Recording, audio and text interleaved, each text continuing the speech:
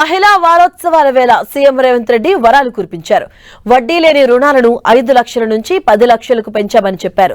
Rice మిల్లులు, గోడౌన్లు పెట్టుకోవాలంటూ ఇందుకు ప్రభుత్వం సహకారం అందిస్తుందని చెప్పారు. మహిళా సంఘాలు సూపర్ బజార్లు పెట్టుకోవాలని సూచించారు సీఎం.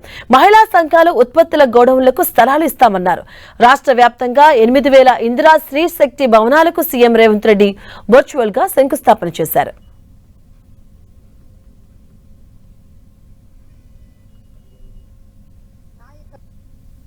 సోలార్ వ్యాపారం అంటే అదానీలో, అంబానీలో లేకపోతే గొప్ప గొప్ప సంస్థలు మాత్రమే చేస్తాయని ఒక చర్చ ఉండే.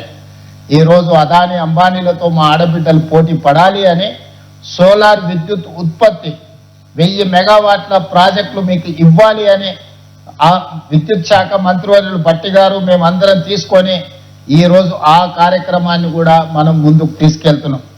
ఈరోజు ఇండియన్ ఆయిల్ కార్పొరేషన్ కానీ, భారత్ పెట్రోలియం కానీ, లేకపోతే రిలయన్స్ సంస్థలు పెట్రోల్ బంకుల వ్యాపారం చేస్తున్నాయి. అక్కడక్కడ మనం నేషనల్ హైవేస్ మీద పోతుంటే రిలయన్స్ సంస్థ పెట్రోల్ బంకులు కనిపిస్తున్నాయి. అందుకే ఈరోజు రిలయన్స్, అంబానీలు చేసే వ్యాపారం మా ఆడబిడ్డలు కూడా చెయ్యాలి అని చెప్పి ఈరోజు జిల్లా కేంద్రాలలో మహిళలకు మనం పెట్రోల్ బంకుల వ్యాపారం పెట్టించడం జరిగింది. ఆడబిడ్డకు నా సూచన, భవిష్యత్తులో బ్యాంకుల నుంచి మీకు రుణాల ఒప్పందం ఇప్పించే బాధ్యత నేను తీసుకుంటా. రైస్ మిల్లులు మీరే స్వయంగా పెట్టుకోండి. అదేవిధంగా అమెజాన్ లాంటి వాళ్ళు లాజిస్టిక్ సెంటర్లు అంటే పెద్ద పెద్ద గోడౌన్స్ కడుతున్నారు. మరి అమెజాన్ కట్టుకోగలిగినప్పుడు ఆడబిడ్డలు ఎందుకు కట్టుకోకూడదు? మీకు మండలాలలో మీకు అవసరమైన స్థలాలను ఇచ్చే పూచి నాది. మీరు లాజిస్టిక్ పార్కులు, పెద్ద పెద్ద గోడౌన్లు కట్టుకోండి, రైస్ మిల్లులు పెట్టుకోండి.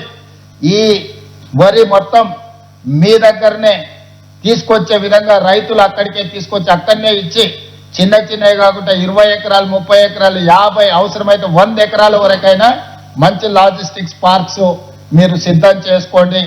ఈరోజు మనం సూపర్ బజార్లు చూస్తున్నాం. ఒక దగ్గర పోతే బిగ్ బజార్ కనిపిస్తుంది, ఇంకొక దగ్గర పోతే డీమార్ట్ కనిపిస్తుంది, ఇంకొక దగ్గర పోతే ఇంకేదో పెద్ద కంపెనీలు, చైన్ సూపర్ బజార్లు వస్తున్నాయి. అందుకే నేను మా ఆడబిడ్డలకు సూచన చేస్తున్నా, కొనుగోలు చేసేదే మీరు, సూపర్ బజార్లకు వెళ్ళి వస్తువులు కొనుక్కుంటున్నదే మీరు. మీరే 67 లక్షల సైన్యం ఉన్నారు అంటే 67 లక్షల కుటుంబాలు మీరే. మీరు కొనుక్కుంటేనే ఆ సూపర్ బజార్లు ఈరోజు వ్యాపారం చేసుకుంటున్నాయి.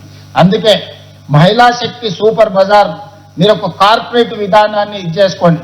మిత్రులు ఎన్ఎం శ్రీనివాసరెడ్డి గారు నాకు ఈ సూచన చేసిండ్రు, నాకు బాగా నచ్చింది. రాష్ట్ర ప్రభుత్వం నుంచి కొంత కార్పస్ ఫండ్ ఇస్తాం, మా తరఫున కూడా కొంత పెట్టుబడి పెడతాం.